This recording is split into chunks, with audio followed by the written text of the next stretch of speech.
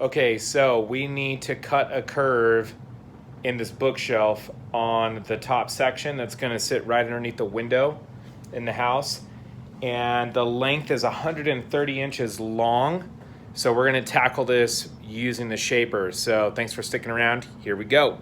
And here you can see we've got this is 6/4 alder, all milled up. We've got a little bit excess on the ends. So we are about 145 inches from end to end. And we have went ahead and marked center.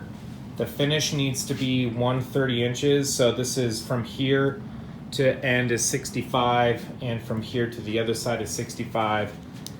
And you can see on Adobe Illustrator, I've made a couple marks in our file, just so when we go to shaper, we can see exactly where our middle is at.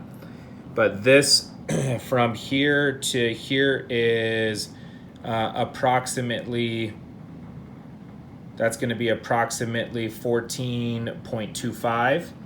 And from here to here is approximately 16 inches. And we've gone ahead and designed it, uploaded over to Shaper in our account, and we're gonna go see if we can do this.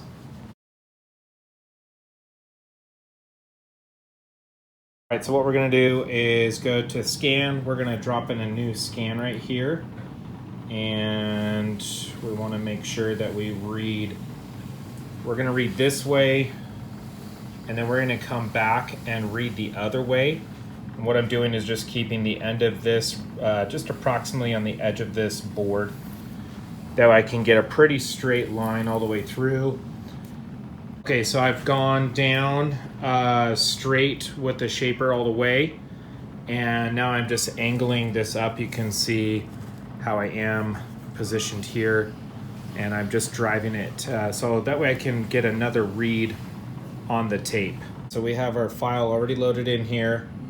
Curve top, and what's cool about the shaper is you can throw some lines on your workpiece to get some visual when you're on your machine. So if you notice in here, I have this line right in the center.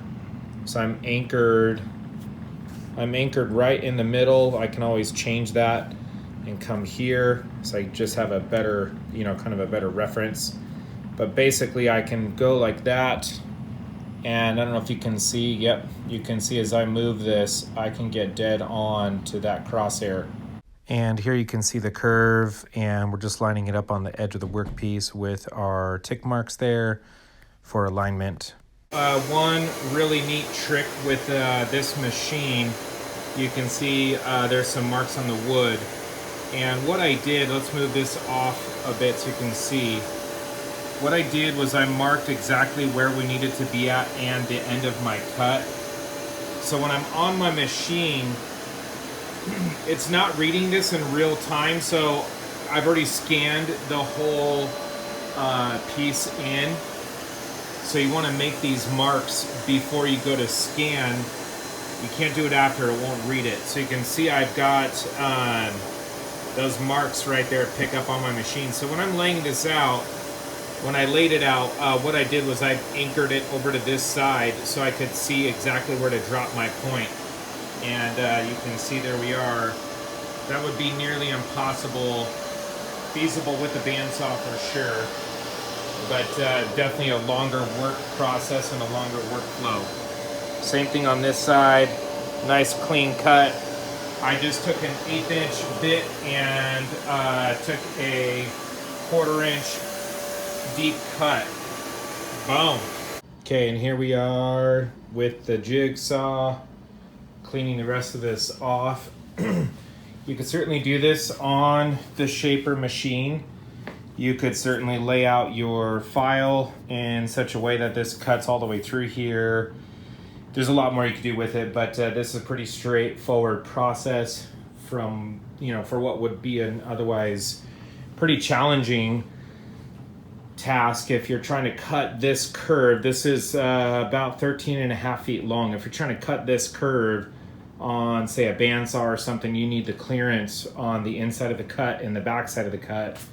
And then you need that much, shop space to be able to run something like this. And then obviously you need second set of hands or something, because this can get pretty unwieldy. So there we go. We're gonna clean this up with the track saw, cut this side down, and then we're gonna use our flush trim router bit to clean up right against that edge.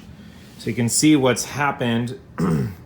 This may have been, may have been an offset from the shaper, but this was my first cut at 1/4 inch deep, and then my second cut, so at right about at 1/2 inch. So, but that's fine. That the bearing will ride right along that, and we'll trim this right up in no time flat. All right, so here we are using this router bit. This is great. I've got about 1.5 inches of cutting space, a bottom bearing and a top bearing. I went ahead and I've already cut this, but if you look, come in closer, and you can see right underneath here exactly what we're doing, this process. So the shaper cut that first profile or that first pass, and then I did the jigsaw to basically cut all the way through there. And then I take this flush trim bit, and just riding against that top, I can cut that profile all the way down. So pretty cool little hybrid application for an otherwise nearly impossible process, without a bunch of hand tools and a long work time to get that curve all the way smooth.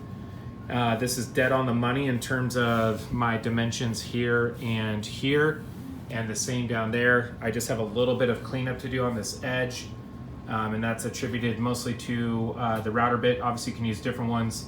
This router bit specifically is from Infinity Tools. I think it came in a set. We've got this one, and then we have like a longer one that gets us to like 1.5 inches, and they both work really well. It's a compression, upcut and downcut bit. So, and there you have it. That's the process of taking an otherwise really difficult process of cutting a long curve.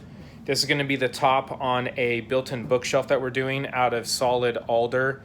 And just with a little bit of design work out of really any program that can save, you want an SVG file. There's a couple other details in there which we're not covering here, but mostly just want to show you the hybrid approach you can take with the shaper tool and the flexibility it allows you. And I feel like what the shaper origin really gives you is the capability to take the tool to your work versus taking your work to the tool, which is traditional.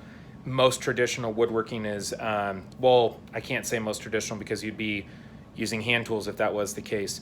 But it's really common to jump into, I gotta have the right hand tool, or I have to have the right power tool in order to do this application. And with the shaper, that's just not true. You have a lot of options available. So hope you found this helpful. If you guys have any questions about the shaper origin, we've had it for about a year and a half, maybe 2 years in our shop now. We just keep finding more and more uses for it across the board, from engraving to cutting jigs to cutting templates out, you name it. And we're just super happy that we invested into that tool, and it's really opened up the door for us to be able to do some pretty cool work. So thanks for sticking around. Thanks for watching. James from Mahogany House Woodworks. Like I said, if you have any questions, drop us a comment down below. Thanks, guys.